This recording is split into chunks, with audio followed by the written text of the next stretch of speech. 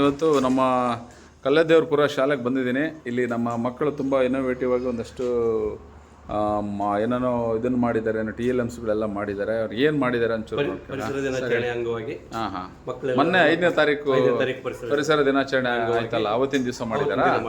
Okay, ಹೇಳಿ ಏನು ಮಾಡಿದ್ದಾರೆ? ಜಲಮಾಲಿನ್ಯ ಹೇಳಪ್ಪ, ಏನಿದು?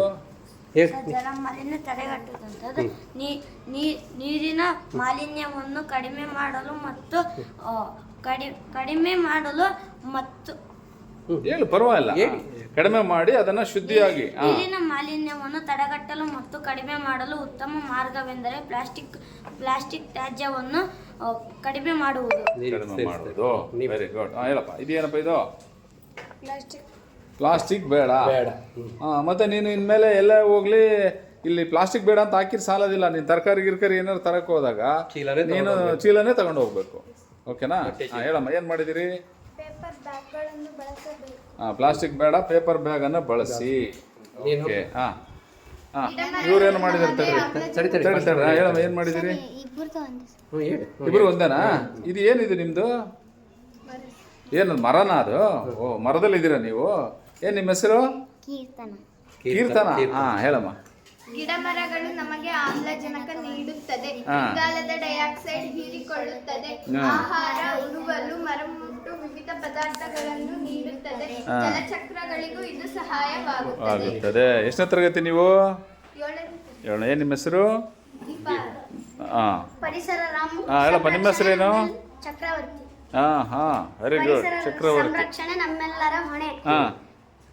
ಜಲಚರ ಪ್ರಾಣಿಗಳನ್ನು ರಕ್ಷಿಸಿ, ಮರಗಳನ್ನು ಬೆಳೆಸಿ, ಶಕ್ತಿ ಉಳಿಸಿ, ಕಸ ಹಾಕಬೇಡಿ, ವಾಯು ಮಾಲಿನ್ಯ ಬೇಡ, ಪುನರ್ಬಳಕೆ ಮಾಡಿ, ನೀರನ್ನು ಉಳಿಸಿ, ಮರಗಳನ್ನು ಕಡಿಯಬೇಡಿ. ಇಷ್ಟೆಲ್ಲ ಮಾಡಿದ್ರೆ ಏನಾಗುತ್ತೆ?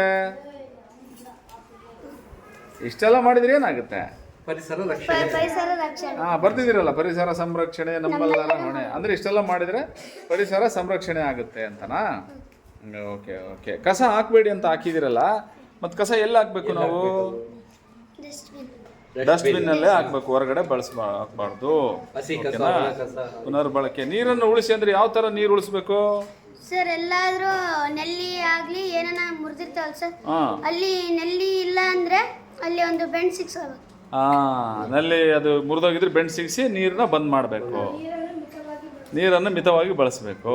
Very good, very good. ಆಗ್ಲಪ್ಪ. ಹೇಳಮ್ಮ, ಏನು ಮಾಡಿದಿರಿ? Save the water. ಮಿತವಾಗಿ ಬಳಸಿ. Save water, save earth. ಹೇಳಮ್ಮ, ಏನು ಮಾಡಿದಿರಿ?